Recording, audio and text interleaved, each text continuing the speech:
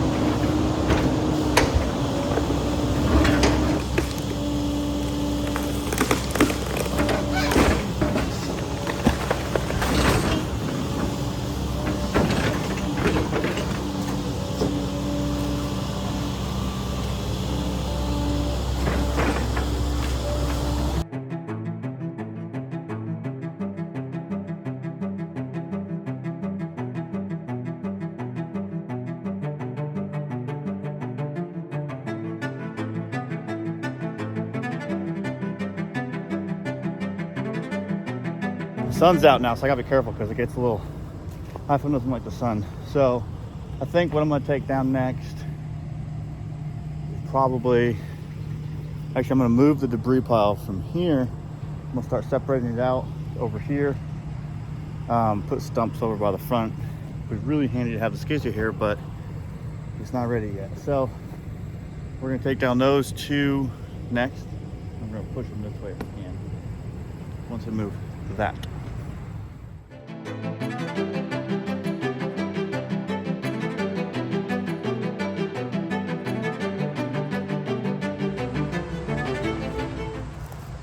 All right, we got to get this tree down, and then we got to work on that one. That one is leaning completely over the fence, super annoying.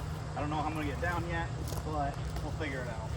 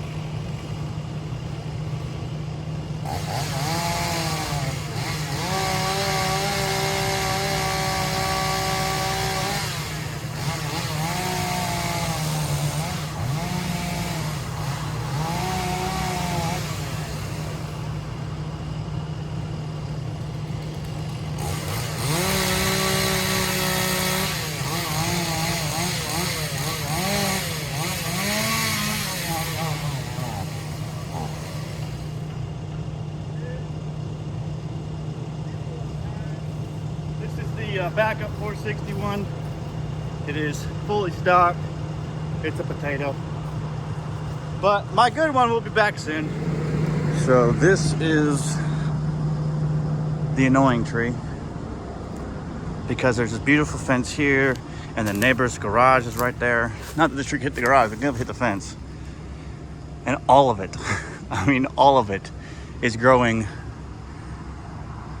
The entire canopy is at least 10 feet off center towards the side we don't want. So I think I'm gonna dig out the side more on that side and then push, but I need to land towards a pile because there's a car right there. So I need to go that way. So I think we're gonna push it that way, and then if it twists and falls that way, it's fine. So let's see how that goes. Well, you're in danger zone. If it falls and hits you, then that's not fun.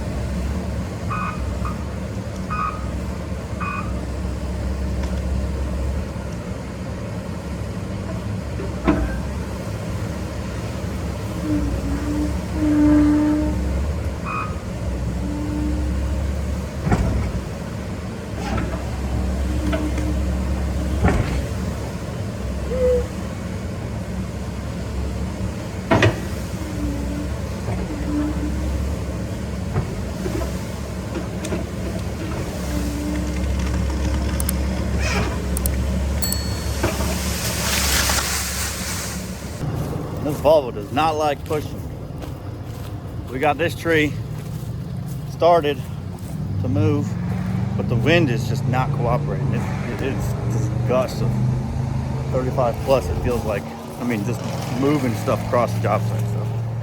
So, little annoying when we're trying to fell such a large tree in such a small area. It looks like a big area, but it's really not. So we have the car over there, which that tree, right, when it falls, it's gonna land over here. And we also have the fence here, which is beautiful. Look at this fence. Ooh. I like these ones. These joints right here look good. So, just trying to be careful and bring it down quietly. Do need to find a new chain for my saw. It's kind of getting a little dull. It's annoying. So let's cut this tree down and go from there.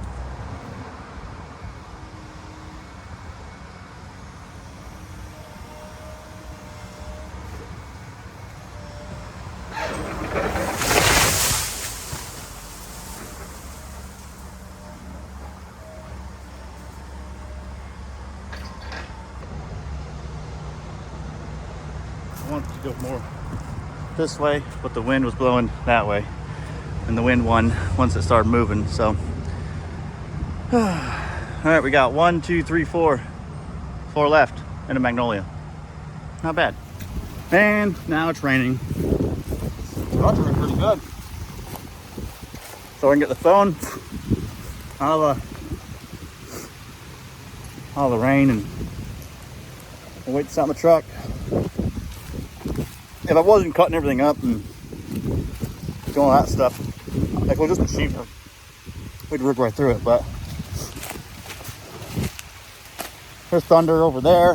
That's where it's coming from. I don't know if you can see that, but I don't know if I've even showed you guys yet, but this is Honey Badger's new wheels. Sorry, new tires.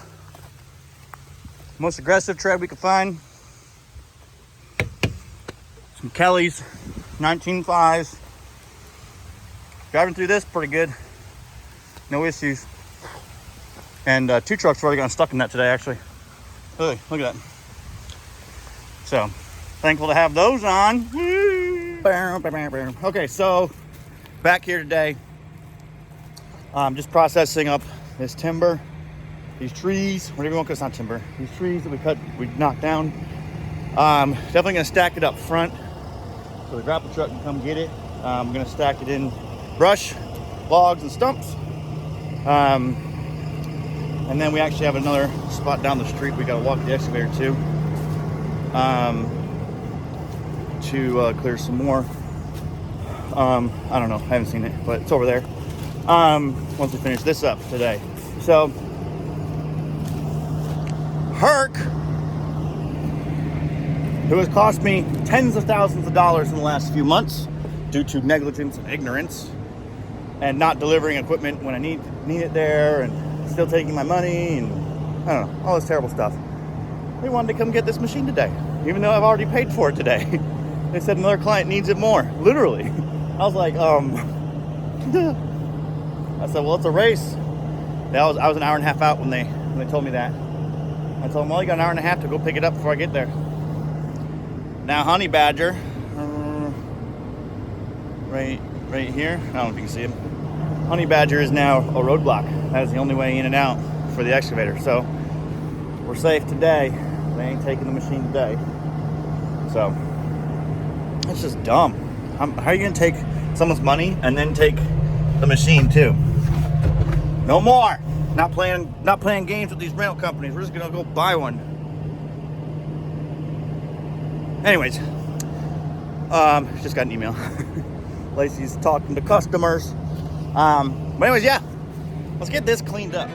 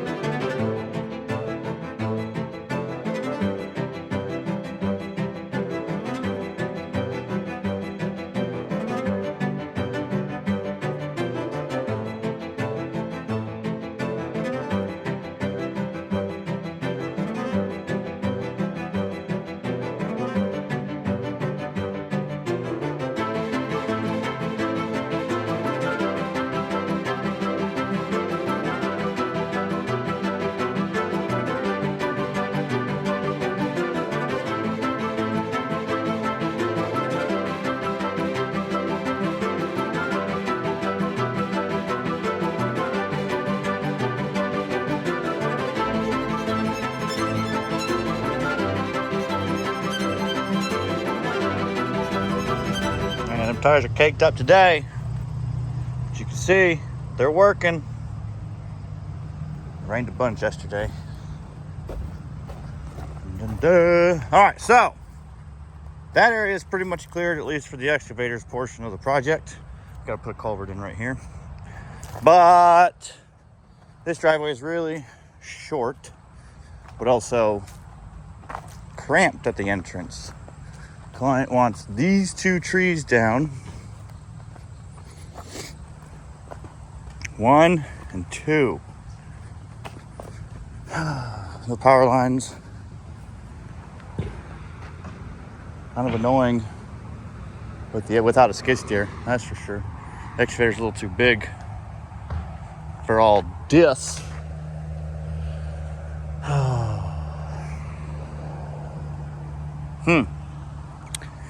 And the only way to get to the other portion of the land is to walk the excavator along the road, which I'm not a huge fan of.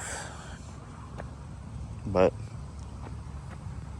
I've seen stupider things, I guess. That's why I'm not a fan of it, because it does that to the shoulder. These like painted on sticker things. But anyways, let's go get the saw and excavator and see what we can do. There's 3 piles. The stumps are really spread out because trying to get them to dry out some more. But there's brush, logs, and stumps. And then the hurricane that is their rest of the job site. But the reason it's messy is because I still don't have my skid steer. So super annoyed, but let's get the tripod out of the way. Gonna move honey badger out of the way. Obviously we gotta come back and rake all this, kind of grade it out. There's a big hole right there. I'll show you, I guess. I can walk over. These are a lot of stumps, and the stumps are holding a lot of dirt. So we gotta do we gotta push some dirt into there. And but we're gonna lose more elevation still because there's root mat all up in here that I'm gonna rake out. So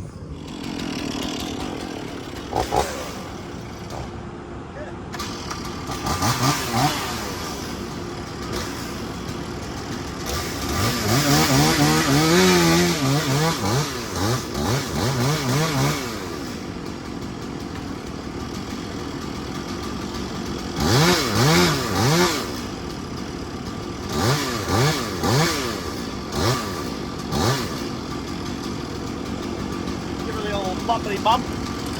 Whoa, hello.